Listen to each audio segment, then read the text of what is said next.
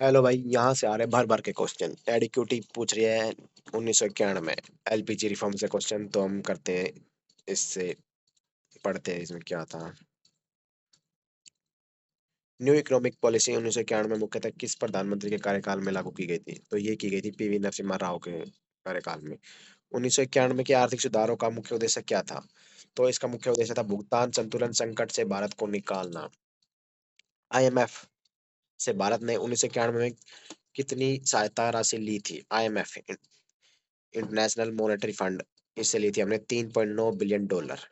भारत ने 1991 में आईएमएफ की सहायता पाने के लिए किस विदेशी संपत्ति को गिरवी रखा था? तो ये रखा था सोने को। नई औद्योगिक नीति 1991 में औद्योगिक लाइसेंसिंग को कितने क्षेत्रों को छोड़कर समाप्त किया गया था? 6 सेक्टर को छोड़ दिया था। निम्न में से कौन सा क्षेत्र 1991 में लाइसेंसिंग से मुक्त नहीं हुआ? तो ये रक्षा जो है, ये लाइसेंसिंग से मुक्त नहीं हुआ था। 1991 के बाद भारत में एफडीआई की अधिकतम सीमा कुछ क्षेत्रों को बढ़ाकर कितनी कर दी गई थी? तो ये कर दी गई थी 65% तक। 1991 में आर्थिक सुधारों का प्रवर्तक कौन माने जाते हैं? तो ये माने जाते हैं श्री मनमोहन सिंह। 1991 में भारत के विदेशी मुद्रा भंडारण कितने सप्ताह तक आयात के बराबर रह गया था? तो ये 2 सप्ताह तक। 2 हफ्ते का खाना। लिबरलाइजेशन का मुख्य अर्थ क्या है? लिबरलाइजेशन का उद्योगों पर नियंत्रण कम करना। प्राइवेटाइजेशन का मुख्य उद्देश्य सरकारी उपक्रमों की दक्षता बढ़ाना। भारत में पब्लिक सेक्टर डिसइन्वेस्टमेंट किसके कारण शुरू हुआ? उपरोक्त सभी। आईएमएफ की शर्तें, राजकोषीय घाटा, आर्थिक मंदी। 1991 के सुधारकों को केंद्रीय बैंक आरबीआई पर क्या प्रभाव पड़ा? नियंत्रण घटा और संदर्भता बढ़ी। 1991 की नीति एमआरटीपी एक्ट को किस प्रकार बदला गया? लिबरल किया गया। 1991 के सुधारों का सबसे बड़ा प्रभाव किस क्षेत्र पर पड़ा? ये पड़ा सेवा क्षेत्र पर।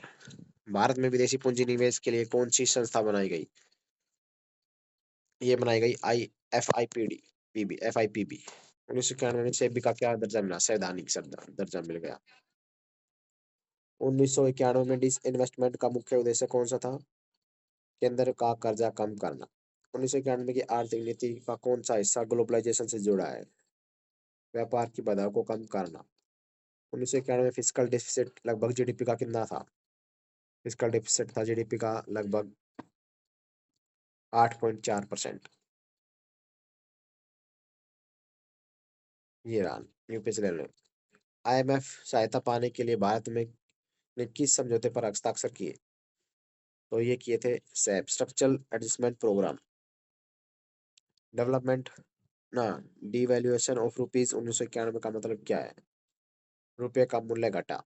1991 रुपये का 1991 कितने प्रतिशत अवमूल्यित किया गया? ये किया गया 18 से 20%। 1991 के बाद अर्थव्यवस्था का कौन सा क्षेत्र सबसे तेजी से बढ़ा? सेवा क्षेत्र। ग्लोबलाइजेशन का मुख्य उद्देश्य क्या था? विश्व बाजार से जुड़ना। न्यू ट्रेड पॉलिसी 1991 में क्या किया गया? न्यू ट्रेड पॉलिसी में लाइसेंस राज समाप्त कर दिया गया। एलपीजी रिफॉर्म मुख्यतः किस मॉडल से प्रेरित था? पूंजीवादी मुक्त बाजार मॉडल। 1991 में सुधारों को टैक्स रिफॉर्म का उद्देश्य था कर आधार बढ़ाना। किस समिति ने कर सुधारकों पर कार्य किया?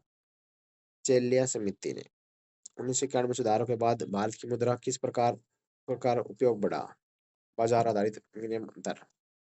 किस क्षेत्र में निजी निवेश को पहली बार अनुमति दी गई? रक्षा क्षेत्र में। किस सुधार ने बैंकिंग प्रणाली को बदला? नरसिम्हा समिति ने।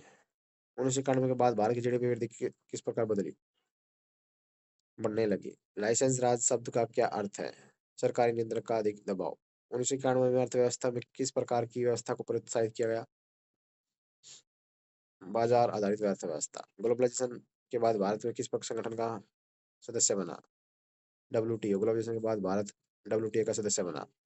World trade organisation. 1991 में विदेश व्यापारी नीति का उद्देश्य क्या था? निर्यात को बढ़ाना। नई औद्योगिक नीति में किस प्रकार की प्रतिबंध हटाया गया? MRTP limit. सुधारों में किस सेक्टर में नौकरियां सबसे अधिक हुई? ये हुई सेवा क्षेत्र में। किन देश के मॉडल में ग्लोबलाइजेशन सीखा? चीन और यूएस। आईएमएफ ने भारत को ऋण देने के लिए किस सुधार पर जोर दिया? एलपीजी सुधार पर। 1991 में किस समिति ने वित्तीय प्रणाली सुधार सुलझाए? नरसिम्हा। सुधारों के बाद राजकोषीय से घाटा कम करने के लिए क्या किया गया? सब्सिडी को सीमित किया गया। 1991 में नीति स्मॉल स्केल इंडस्ट्री को आरक्षित सूची घटाई। भारत में आर्थिक नीति 1991 किस विचार को बढ़ावा दिया गया? मुक्त प्रतिस्पर्धा। 1991 के क्षेत्र में पहली बार 100% एफडीआई की अनुमति मिली। बीपीओ आईटी में लिबरलाइजेशन का मुख्य प्रभाव क्या था? तकनीकी उत्तेजित तेज। 1991 में सुधार ने भारत की अर्थव्यवस्था किस देश से जोड़ी में दिशा में मोड़ा? वैश्विक पूंजीवाद की ओर। 1991 में सुधारों में कौन सा नकारात्मक प्रभाव माना जाता है? आय असमानता बढ़ी। 1991 में एलपीजी पॉलिसी किस आयोग संगठन के द्वारा दबाव में लाई गई? ये लाई गई थी आईएमएफ और रिजर्व बैंक।